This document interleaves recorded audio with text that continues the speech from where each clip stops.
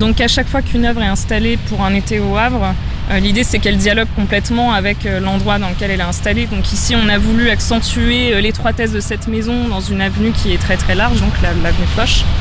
Et effectivement on peut y voir un questionnement sur le fait de s'adapter à des petits espaces, comme peut-être c'est le cas pour certaines personnes qui habitent parfois dans des immeubles. Combien de temps est-ce qu'il vous faut pour réaliser ce chantier ? Nous allons avoir aussi un temps compressé. On va avoir en gros 1 mois pour faire cette maison. C'est pas commun de faire ça en si peu de temps. Donc voilà, c'est aussi un défi aussi pour nous. Vous pensez qu'il arrivera par là aussi ou... Ah, je sais pas du tout. Alors je suis entre la plage et l'hôtel de ville avec Marine Troquet de l'association Marc et Monsieur Brasseur de l'entreprise Saugère. Bonjour. Bonjour.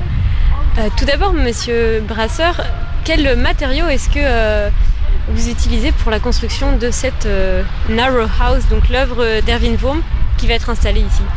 Du bois, uniquement du bois. Marine, est-ce que vous pouvez nous parler de la démarche d'Erwin Wurm ? Oui, donc Erwin Wurm qui est un artiste autrichien et qui aime beaucoup utiliser l'humour dans ses pièces.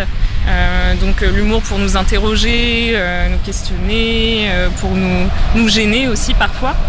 Et il y aura donc 4 œuvres de cet artiste qui sont présentées au Havre, dont cette Narrow House, donc maison étroite, qui est une reproduction en fait de la maison de ses parents dans laquelle il a grandi, sauf qu'elle mesure 1m30 par 15 mètres de long, si je me trompe pas, monsieur.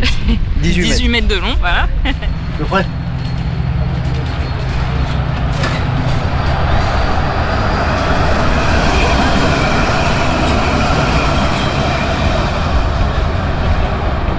Est-ce qu'il y a des défis techniques pour installer une maison en bois sur un lieu public ?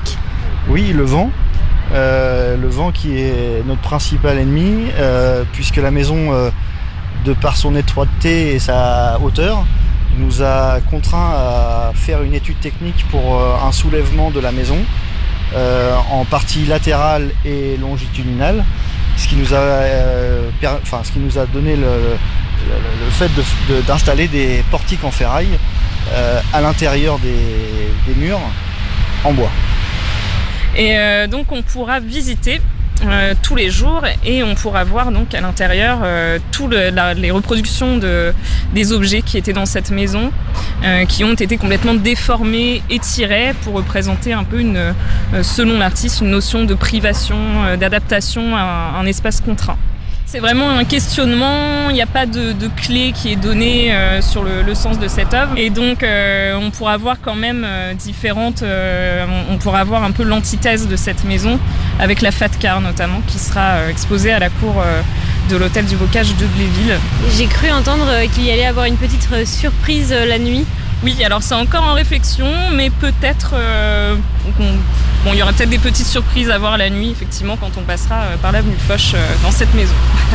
Et on a hâte de voir un résultat compressé dans le temps, l'espace, et puis qui va sûrement débloquer les choses d'un point de vue émotionnel et cérébral. Ce sera visible à partir du week-end du 29 juin, de 10h à 18h. La maison sera visitable tout l'été. Et merci beaucoup, Madame Troquet, Monsieur Brasseur. Merci.